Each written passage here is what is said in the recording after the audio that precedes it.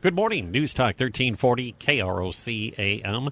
Our candidates forums continue this morning with the candidates for Olmsted County Sheriff. And with me in the studio this morning, Sheriff Dave Mueller. Thanks, Dave, for coming by and seeing us this morning. Thank you, Andy. I appreciate the opportunity to be here. Now, it's off the air, I said it's hard to believe 4 years has already flown past us, but here you are back again, this time seeking re-election to the Sheriff of Olmsted County. And I know a lot of folks in the community are familiar with you, but for those who maybe have moved here in the last 4 years who haven't had a chance to get to know the sheriff, maybe you can tell us something about yourself and how you ended up being Sheriff of Olmsted County. Sure. I'd love to do that. I started out being hired in 1981 by then Sheriff Chuck Von Wald. So it's been a few years ago, already 33 years in law enforcement, or in the county, I should say. I had a nice opportunity to work in a couple of different areas in the sheriff's office before being promoted. So I worked in our civil and warrants division as well as the patrol division. And then in 1988 was promoted to a first-line supervisor or a sergeant position. And I was assigned a patrol division shift, if you will. And then in 1991, when Sheriff Steve Borkart was elected sheriff, he promoted me to the captain of detectives. So I was a captain of detectives from 1991 to about 1996, and then had a neat opportunity to do something very different. And I was approached by administration of the county, and they asked if I would be interested in doing a little 6-month stint in our human resources department. And that 6-month stint lasted a lot longer than that, about 3 years before they made a formal decision about not joining city and county human resources department together. And then I was appointed the human resources director and stayed in that position until 2010 when I ran for Olmsted County Sheriff and was elected in November of 2010. Well, maybe going back to why you wanted to become sheriff in the first place 4 years ago. Sure. Well, certainly this has been a goal of mine early on, and even when I had this opportunity to work in human resources, it was with the belief that that would help me from an administrative background to be prepared for the office of sheriff. And I really think it really has. I think that work and working as a department head over the number of years has done a very good job of preparing me for this important role that I have today. Really, from my perspective, though, my desires and goals have not changed much from the last 4 years. We want to provide the best services we can for our community, keep our community safe, and public safety is our number one priority, but really look to ways that we can improve our organization in every division of our organization. And so that's a continued goal. Now, you mentioned the administrative skills you picked up while working human resources. What are the other qualities you have that make you a good candidate to be or continue to be sheriff? Well, again, I think we really try very hard to look at big picture issues. So trying to understand what our community needs and what our office needs. And I think that big picture view helps.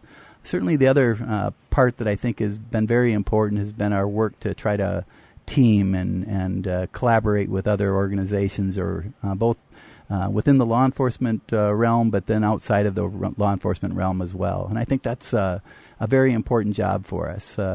We are at a time right now, I think, that provides us a number of neat opportunities, potentially to look at ways to do our business a little different, and then to share resources across perhaps jurisdictional lines as well.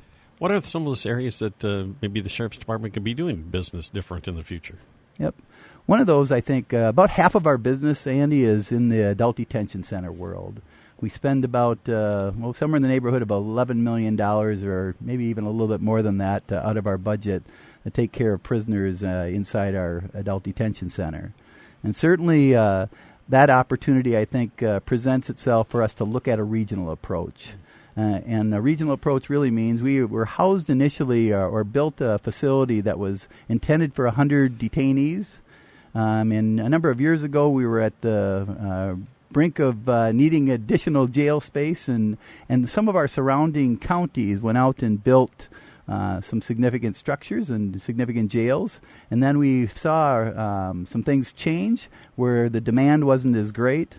But really, from our standpoint, again, as even with the growing community that we have, I think there's really some good opportunities ahead in regards to sharing some of those resources with surrounding counties. PSAP consolidation is another one of those opportunities. I think the state went from, 10 or 11 PSAPs, or public safety answering points, dispatch centers, if you will. And then they moved to 3 of those across the state. Well, across the southeast Minnesota counties, about every one of those counties has a dispatch center. Some that have tried to do a little consolidation over in Rice County, I think, but most of us have our own, and that's, again, another opportunity for us to do some things a little bit different and, again, save us money, if you will, and then also the surrounding counties dollars as well. All right. The one thing that's cropped up in the news, at least as far as this race is concerned, is a decision by the Deputies Association to endorse your challenger. Why do you think that happened? Well, I know a couple things that I have participated and made some difficult and sometimes decisions that people weren't always enjoyed, if you will. And I'll kind of talk about a couple of those. Inside the Adult Detention Center, in 2007, we had some significant litigation. And what I learned as my role of sheriff when I took office, we had some significant potential for paying out some settlements in big, large figures, if you will. And I was told by administration at the time, as well as our county attorney's office, that we were looking at settling in the neighborhood of about $750,000 for a suit in regards to a person that took his life. And the reason for that settlement was at the time we did not do well-being checks at the time it was supposed to be done. They were supposed to be done every 30 minutes. And there was, I think, about a 2-hour gap when they were last done before this individual had taken his life. And I just didn't want to repeat that. I think there was a great opportunity for us, again, to say, let's learn from mistakes that were made in the past. Let's try to do something about those so they don't get repeated. I took a pretty hard stand in regards to that, and I think that was seen as negative. And if I could do that again, I perhaps would have taken a little bit less strict, not on the standard, but I was a pretty tough disciplinarian at the time. And I think that's one of those areas where if you want to put a whole bunch of people together and feel like, hey, you're a tough guy and you've just come into the organization and haven't really built some of the strong relationships. And again, because I was gone, I think those two things worked perhaps against me. In addition, Andy, I had a platform item or a couple platform items when I was elected. I wanted to put random drug testing in place, and I also wanted to put physical fitness in place for our officers. And to some degree, I think both of those had a little bit of negative connotation. Potentially people thought that, well, the sheriff is saying that we're out of shape and that we have a drug problem, and that really wasn't my intention, but really was to make sure that we're trying to do something to provide the best services we could to our community. And again, from a random drug testing perspective, I shared this in the newspaper as well, but the general population, there's a percentage of the general population that has a chemical dependency problem. And I know that we're a microcosm of that. And I just said, hey, if we can avoid a potential problem, I want to do that. And so those things were a bit of, I think, potential while you don't want to have some division. But I think those were things that came at a time where people thought, hey, this is a person that hasn't really built some of the strong relationships that he had before he implemented some pretty tough changes. And I think, lastly, Andy, change is hard. Always is hard, yes. and I think sometimes that if you aren't a part or haven't been a part of the organization, again, for a period of time, many of the people that I started with and that I worked with early on retired and have gone away. So I was looking at a whole another group of staff that didn't have a great knowledge of who Dave Mueller was as a deputy sheriff or a sergeant or a captain. Moving on to challenges and issues facing both the county and the sheriff's department, what do you see as the biggest challenges or issues that face both your department and our entire community as we move forward?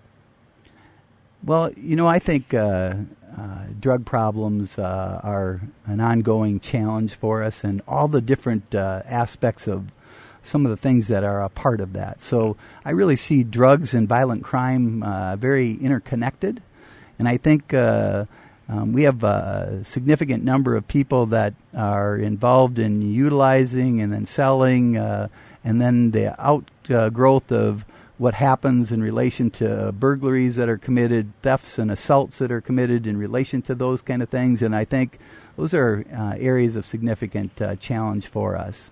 For any of the individuals that are involved in or a victim of a crime, if we have one, it's too many. But I really do believe that's an area that has a lot of prongs to it, if you will, and a lot of challenges associated with it. And I think, we see gang issues at times related to drugs. We certainly know we have a significant chemical dependency problem, and then we can reach out and say that relates to alcohol-related deaths or other drug-related deaths that we see in heroin overdoses, those kind of things. So many of those challenges are issues that I think are very interconnected. Any specific goals that you would have for a second term as Olmsted County Sheriff? You bet. First and foremost, I would like to see our jail or our adult detention center receive national accreditation. That's one of the areas, Andy, over the last number of years. I think we looked at it for about an 8-year period, and we had more than $3 million of litigation costs associated with that.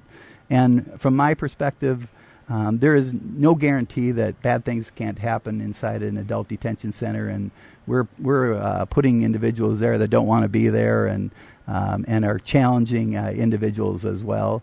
But I want to make sure that we're doing our part to try to make sure that we've got best practices in place, that we're being appropriate with the expenses that we have, but also reducing potential litigation issues.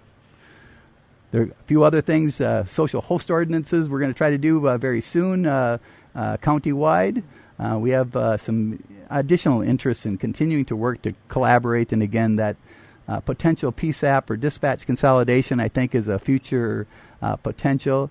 And then I like the thought, and I've shared it in my platform items as well, I like the thought that we potentially can also look regionally for a major case crime group getting together. So this opportunity, when we have a homicide that happens or an abduction or other kind of major cases that occur, bringing in and giving exposure to a number of investigators potentially to help work on those cases. And again, this can certainly be a city-county effort as well.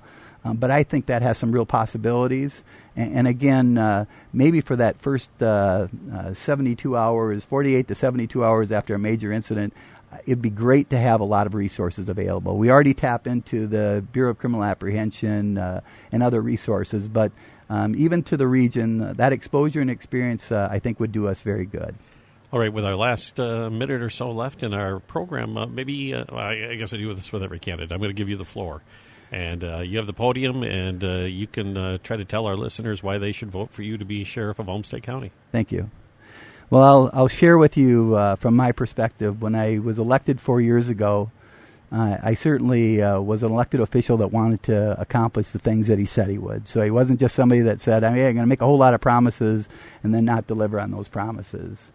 Along the way, I think we've done a number of very good things. From my perspective, again, inside our world, we've made some changes that I think improve the services that we deliver. And we've worked hard to collaborate with surrounding counties. In our city of Rochester, we've just completed a new forensic lab. We've introduced new technology with an automated license plate readers and 360-degree cameras in our squad cars. So from officer safety perspective, I think, again, we're doing the right things. Ultimately, I want to continue. I have the passion and desire to be an excellent sheriff and want to continue to do that.